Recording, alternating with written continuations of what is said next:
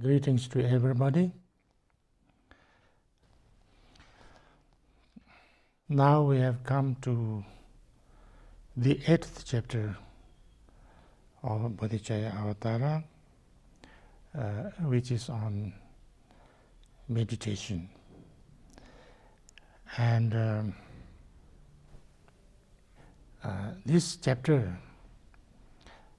is considered very important. His Holiness Dalai Lama often he praises a lot. He gives a very strong emphasis and importance to the Bodhicharyavatara. And he says that the main reason why he could have so much confidence and experience of bodhicitta, he says, is because of this text, Bodhicharyavatara. And he talks about the teaching that he received on the Bodhicharyavatara from a great master called Khunu Lama Tenzin Gyaltsen.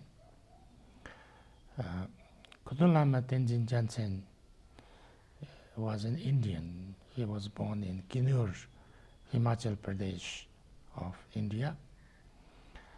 And then he went to Tibet and he studied, of course he studied in India also. And he also knew Sanskrit. And when he went to Tibet, he went to all over Tibet, but especially to Kham. And he studied, he also taught Tibetan, especially Sanskrit and Tibetan grammar, to lots of people there, and he was very well known as a great grammarian and expert on Tibetan language. And he also received teachings from many, many great masters and also students of Patu Rinpoche, because he was there in the early 20th century, 1990s. And when His Holiness the Dalai Lama came to India, he was in India, and Khunu Lama Tenzin Gyaltsen became very popular and very well respected in India, not only because he was a very, he was a yogi, practiced on his own. He didn't establish any big monasteries or any big teachings or anything like that. But when they started the Sarnath Institute for Higher Tibetan Studies, then the Tibetan government, under the guidance of Dalai Lama, organized teachers' training of all the Kenpos and great Geshis from all different schools of Tibetan Buddhism. And then they studied together, they discussed, and they also had brought the most learned teachers of that time to teach at that place. And Khunu Lama was brought to teach actually Tibetan grammar. But when he started to teach Tibetan grammar, he kind of explained those grammatical things with example from all over, the Tibetan literature. And he was so fantastic. He had such a fantastic knowledge and experience of all different, studies or different aspects of the Tibetan Buddhism, that all the participants got completely, moved, and all of them became his students, and he became extremely famous and well respected at that time. And so His Holiness the Dalai Lama also met him many times, and he studied with him a lot, and he also studied Bodhicharyavatara with him. And His Holiness Dalai Lama often says that because of that, because Kundalama Lama Tenzin Gyatso was not only a scholar, but also a true bodhisattva, so he could actually, understand and experience what has been taught by Kundalama Lama Tenzin Gyatso. And His Holiness often asks to study Bodhicharyavatara thoroughly and reflect on it, study it, go through it again and again and again. And he says that he has been doing that all his life. And this is not a new thing. It's not a new thing. This has been actually a tradition, kind of, you can say tradition, but it's not really tradition. It's been experience that many, many great masters of Tibet did take up the study of Bodhicharyavatara and the practice of Bodhicharyavatara as their lifelong practice and lifelong study. You know the story of Kenpo Konpa, who actually wrote this, the commentary, the nectar of Manjushri's speech. And he said that he received the teachings on Bodhicharyavatara from Patu Rinpoche again and again, 40 times. And he said that each time he received it, he learned something new. So it was never kind of boring, or never kind of gave him the experience that it was, he knew everything already.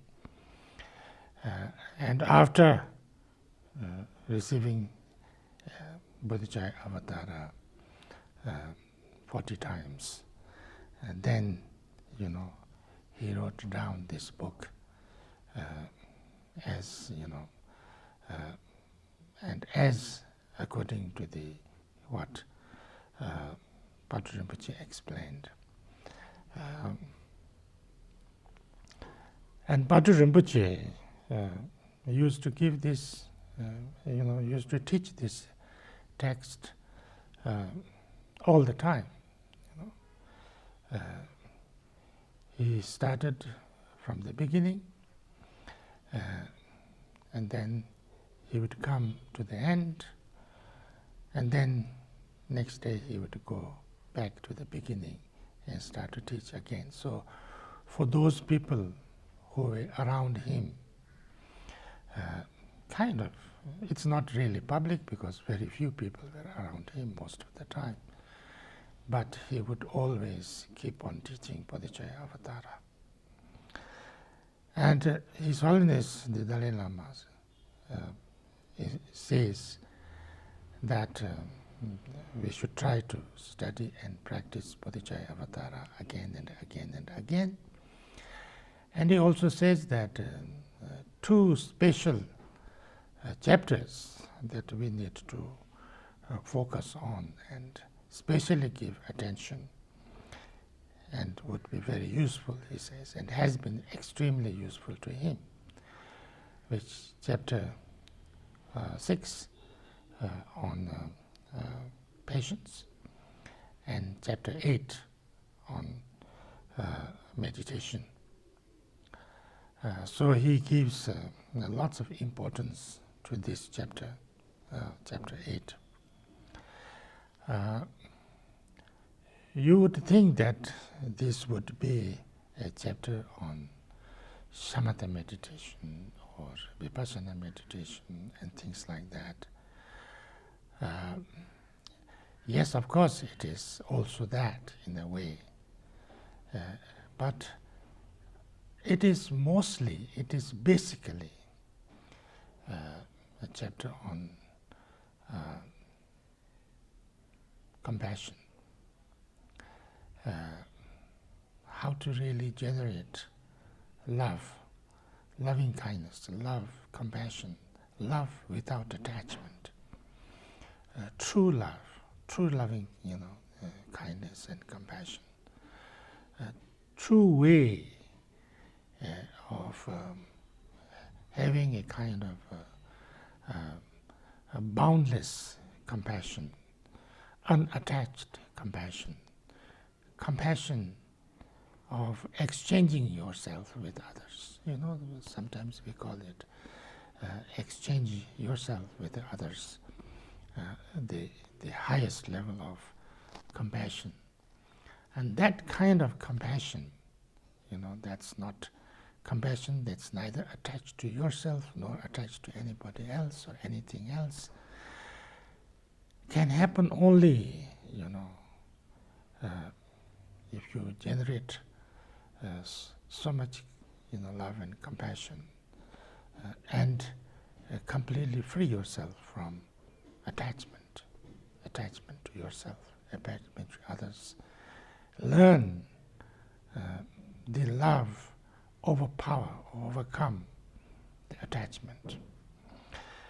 This is extremely important because we, people, we samsaric people, human beings, is extremely difficult to free ourselves from attachment. And however, kind of compassion and love we generate, there is lots of attachment attached to it, attachment kind of within that it is extremely difficult to free ourselves from those attachments and make it pure love and compassion. And unless that kind of love and compassion could be understood and experienced, then that compassion cannot be truly, what can you say, truly boundless or truly pure compassion. And it is not easy. It's extremely subtle because we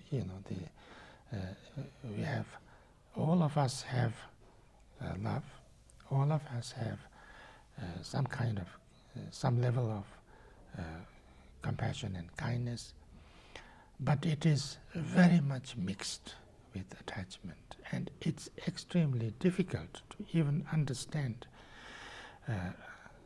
the difference, or we, of course, intellectually maybe we can understand, but experientially to differentiate is extremely difficult. So anyway, so without too much words, we'd like to go to the text. So here it says, Tetra tsundu shene ne yene tengen zala ya. This is a kind of to bridge. The first two lines is to kind of introduce or bridge the chapter on diligence and the chapter on meditation or meditative concentration. The first stanza says, cultivating diligence as just described, in concentration I will place my mind. In concentration I will place my mind.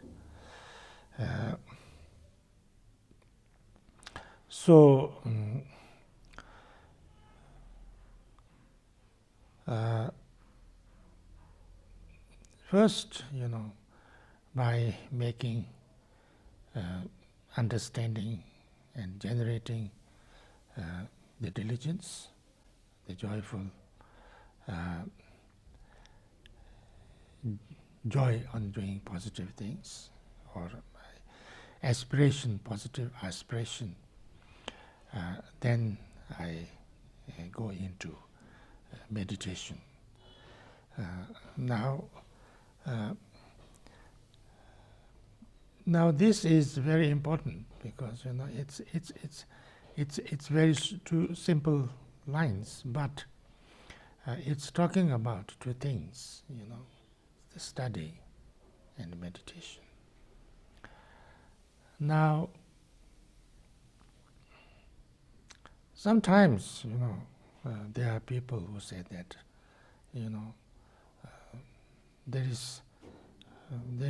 it's not useful to study too much. It doesn't need. You should not spend too much in studies. You should meditate, and you should directly go to meditation because studying is a conceptual thing, and that can never lead to anything experiential.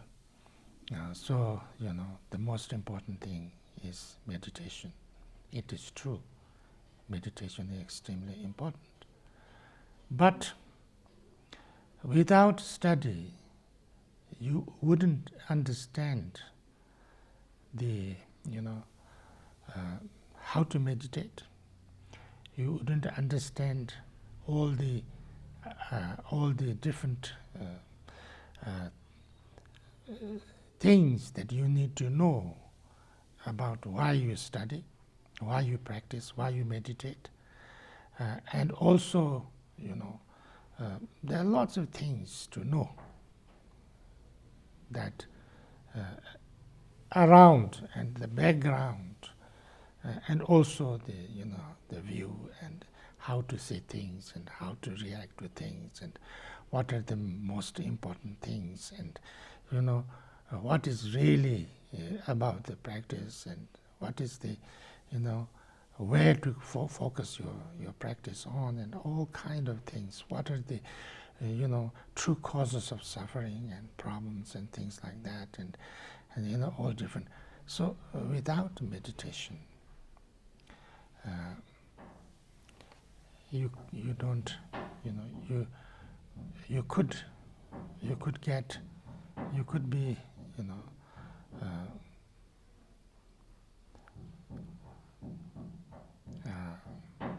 you could be like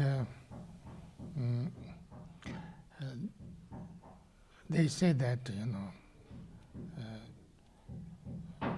you could be like shooting arrows in the darkness. So therefore, it is very important to study. So therefore, all these different chapters that were given so far are very necessary. And not only that, but there are lots of good study. Not necessarily study every kind of branches of knowledge and to get all the information, and maybe not, but very important matters you need to study. But even if you know a lot, even about Dharma, even about things, how to work on yourself, how to, the 6 parameters, and the 4 noble truths and eightfold path and everything. Even if you know a lot, if you don't meditate, then it wouldn't work. So therefore, meditation is extremely important. So these two has to go together. That's exactly what these two lines are saying. So I think I have to stop here. Thank you.